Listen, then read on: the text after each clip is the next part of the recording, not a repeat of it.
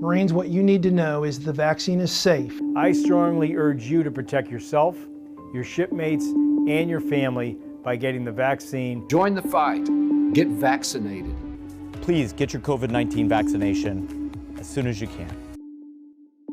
So the military has launched a sort of marketing campaign to help convince troops to get vaccinated for COVID-19 because it is a voluntary vaccine. We're encouraging everybody who's presented the opportunity to take it. Some of these materials they've put out include videos, social media campaigns, Facebook, Twitter with senior leadership, getting vaccinated and talking about their experience, but also encouraging service members to do the research, go to the CDC's website, talk to their doctors, and make the best decision for them. We got the COVID vaccine.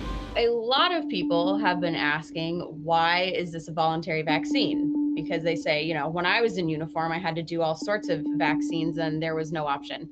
So the reason for this is that the COVID-19 vaccine, the two that are being administered right now, are being used under an emergency use authorization from the FDA, which means they are technically still experimental, though they have been through trials and they have been deemed safe and effective. But because they are under this emergency use authorization, they legally, federally, cannot be mandated, including for service members. In the DoD, for now, COVID vaccine is voluntary. The services have vaccinated about 400,000 troops at this point. Last week during a hearing, some senior Pentagon officials brought those numbers to lawmakers and explained to them the numbers that they have been able to vaccinate. And they also brought with them the other burning question, which is, because it's voluntary, how many people are turning it down? Do you have a handle, General Tolliver, what percentage of the service members have declined?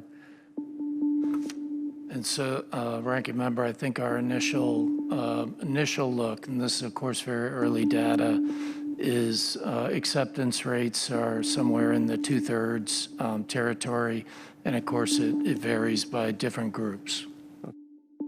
Unfortunately for the military, this COVID-19 vaccine is coming online sort of at the height of this anti-vaccination movement in the US. And so a lot of the concerns that have been expressed about getting the vaccine are the same that you would see for any vaccine.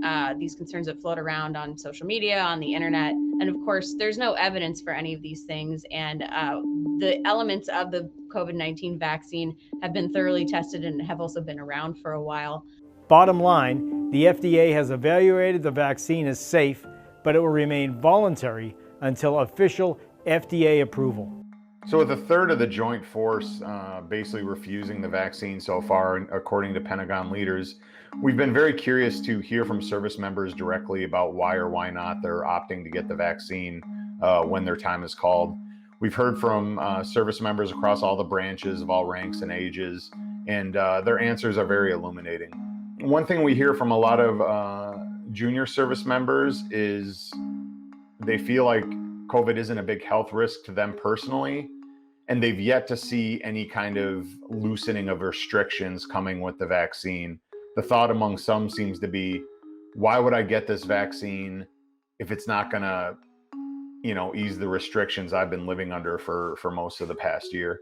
We've heard from other service members who are concerned about how quickly the Pfizer and Moderna vaccines came to market, and they feel like the technology is unproven, even though the mRNA concept and process behind these vaccines has been in the work for some years.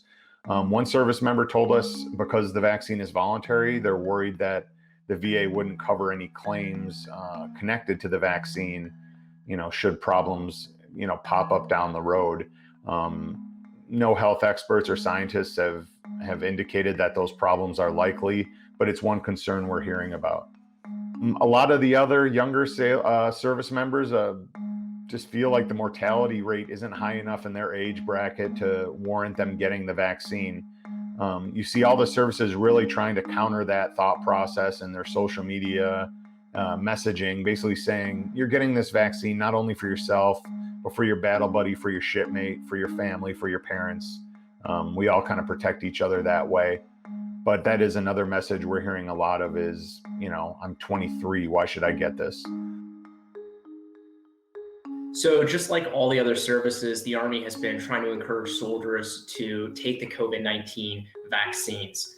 This week, they held a town hall in order to help encourage soldiers and dispel some myths and rumors around the vaccine, as well as just advocate for the general safety and efficacy of taking it. Thank you for inviting me to be a part of this important town hall, discussing why it's important to take the COVID-19 vaccine. One constant theme is that a lot of the soldiers who are up and slated for vaccination actually aren't, within at-risk demographics. So the Army's really trying to encourage these soldiers to still step up to the plate and take the vaccine, because although they aren't a member of the vulnerable population, they are people who are still within the transmission chain, and they can still give it to others who are more vulnerable. Do your part to protect yourselves, your family, and friends, and to remain combat ready.